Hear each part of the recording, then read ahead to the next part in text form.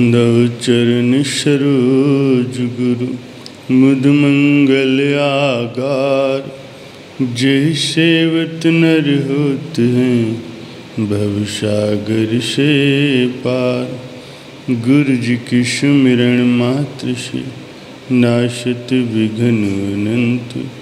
तासे सर्वारंभ में ध्यावत हैं सब संत।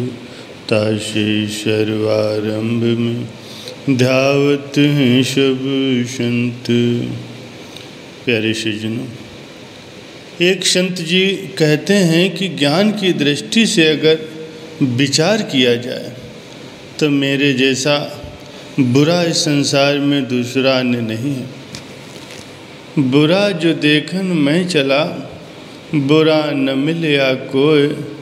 जो दिल खोजो आपना, मुझसे बुरा न कोई। बुरा बुरा सब तुझे कहें, तू भला कर मान। बुरा मीठा होता है, तभी बने पकवान। जो आदमी मुझे बुरा कहता है वो मेरा मित्र है। जो मुझे पूर्व जन्मों का स्मरण कराता है। कई कई गालियों का मतलब विचारने से आशीर्वाद जैसा मालूम होता है, जैसे कर्महीन या कर्मी। मगर कोई ऐसी गाली दे तो विचार करना चाहिए कि ये मुझे सिद्ध पद देता है, क्योंकि जब तक इस जीव के कर्म नाश नहीं होंगे तब तक इसको मोक्ष नहीं मिल सकता। जिन शब्दों को मैं गाली कहता हूँ उनको अपने दिल में क्यों जगा दूँ, क्योंकि बुरी चीज़ को तो सब त्याग ही देते हैं, फिर भला मैं क्यों ग्रहण करूँ। परमार्थी को चाहिए कि वो दूसरे के बुरे विचारों को सुन करके मन में ये ख्याल करे कि ये जो कुछ भी कहता है वो अवगुण क्या मेरी आत्मा में है या नहीं है। अगर है तो ये ख्याल करे कि इसने तो मेरे बड़े भारी हकीम की मांद बगैर मेरी नाड़ी देखे ही मेरी आत्मा का दर्द मुझे बता दिया। अब इस बीमारी को दूर करना चाहिए।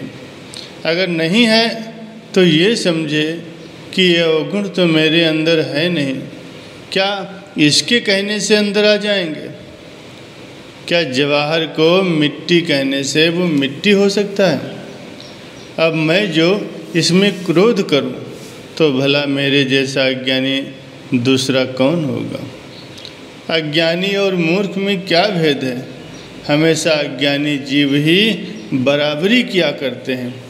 अगर किसी वक्त कोई शारीरिक रोग आ जाए और अथवा कोई दूसरा कष्ट आ जाए तो विचारवान पुरुष ऐसा विचार करे कि मेरे अपने किए गए कर्मों के ये फल हैं, ये कर्जा मुझे अदा करना है, इनसे छुटकारा पाना मुझे बहुत ज़रूरी है। अगर इस वक्त मालिक ने मुझे अपना कर्जा अदा करने की ताकत बख्शी है तो बड़ी खुशी की बात है कि मैं इससे शीघ्र ही छुटकारा पा जाऊंगा। परमार्थी जीव ऐसा ख्याल करें कि ये जो कष्ट होता है वो शरीर को होता है और शरीर का कभी भी नाश होने वाला है। मैं शरीर नहीं हूँ बल्कि वो चीज़ हूँ जिसने इस शरीर को धारण किया है। मुझे शरीर के दुख सुख से क्या मतलब। मुझे दुख देने वाला सिवाय मेरे इस दुनिया में दूसरा कोई नहीं है। अगर कृतघ्न, बुरे, कपटी और निंदक इंसान दुनिया में न हो तो भले पुरुषों की खबर क्या पड़ेगी। इसलिए ऐसे पुरुष ही भक्तों की महिमा बढ़ाने का कारण बनते हैं। जो इंसान ताकतवर होने पर भी निर्माण है उसको धन्यवाद दें, क्योंकि कमज़ोर तो किसी से बैर ले नहीं सकता, परंतु जो हर एक तरह से सबल होने पर भी बैर न ले और दया करे उसको तो फिर बहुत धन्यवाद देना चाहिए। क्योंकि वैर लेना तो बहुत आसान है और क्षमा करना बहुत ही मुश्किल है। जब पेरिस का बादशाह इटली जीतने के लिए जा रहा था तो रास्ते में एक उसे फ़कीर मिल गए। फ़कीर ने पूछा, है बादशाह, तुम किधर को जाते हो? राजा ने कहा, इटली जीतने के लिए जाता हूँ। फ़कीर बोला, इटली पर कब्जा करके क्या करोगे? राजा ने कहा, फिर अफ्रीका पर चढ़ाई करूँगा। फ़कीर बोला, फिर इसके बाद क्या करोगे? राजा ने कहा, पीछे आराम करेंगे और सुख भोगेंगे। फ़कीर, तो अभी से आराम और आनंद क्यों नहीं ले लेते हो?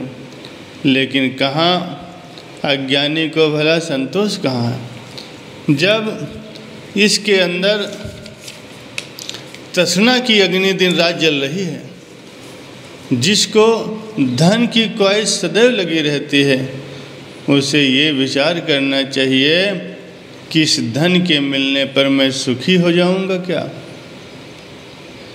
क्या ज़्यादा धन से मैं ज़्यादा सुख भोगूंगा? यदि एक बादशाह 7 मुल्कों पर विजय पा ले तो फिर भी एक और मुल्क को फतह करने के लिए उसके दिल में फिक्र लगी रहती है, यानी और भी ज़्यादा प्राप्त करने के लिए उसे हवस सताती है। दूसरी ओर एक फ़कीर है जिसके दिल में संतोष है और उसको मालिक की याद है। उसको अगर खाने के लिए आधी रोटी भी मिल जाती है तो वो अपनी आधी रोटी से भी आधी करके दूसरे अतिथि को भी बांट कर खाता है। देवलोक में देवता जिनकी सवारी के लिए सोने के विमान होते हैं, आनंद और सुख भोगने के लिए अति सुंदर अप्सराएं होती हैं और मर्जी के मालिक होते हैं, जो चाहे रूप धारण कर सकते हैं, वो भी सुखी नहीं, बल्कि सबसे ज़्यादा तृष्णा तो देवताओं को ही रहती है। इसीलिए वे हमेशा ही दूसरे देवता की इज्जत बढ़ती देखकर ईर्ष्यावत होकर के भस्मीभूत रहते हैं। जिनके पास धन दौलत, नौकर चाकर, खर्च, हुकूमत वगैरह सब इसके सामान उपलब्ध हैं, वे भी सुखी नहीं हैं, क्योंकि उनको भी हमेशा अपने आप की हिफाजत की चिंता और डर लगा रहता है। इस तरह सेठ, साहूकार और कोई सेनापति भी सुखी नहीं। सिर्फ इस संसार में साधु जन जो कि 8 याम अपने प्रभु की याद में मगन रहते हैं और जिनके दिल में मालिक का खौफ है, केवल वे ही सुखी हैं, क्योंकि जिसके दिल में मालिक का भय है वो सब ओर से निर्भय रहता है। धन कुछ खाने और पहनने के काम नहीं आता। रुपया को घिसकर पीने से दर्द नहीं मिट सकता। लक्ष्मी की प्राप्ति से बुढ़ापा नहीं मिट सकता। यौवन की अवस्था नहीं प्राप्त हो सकती और न ही मौत से बचा जा सकता है। और ऐसा भी नहीं है कि धनवान चांदी की रोटी और सोने की सब्जी खाते हैं और गरीब बेचारा मिट्टी खाता हो, बल्कि गरीब जो खाना खाते हैं इससे उनकी सेहत अच्छी रहती है। आमतौर पर गरीब लोगों का शरीर धनवानों की अपेक्षा ज़्यादा स्वस्थ रहता है। चींटी को कण और हाथी को मन मिल ही जाता है, इसीलिए इस धन की अपेक्षा भक्ति का धन ज़्यादा सुखदायी है, जो इस लोक में भी सुख पहुंचाता है और परलोक में भी साथ रहता है।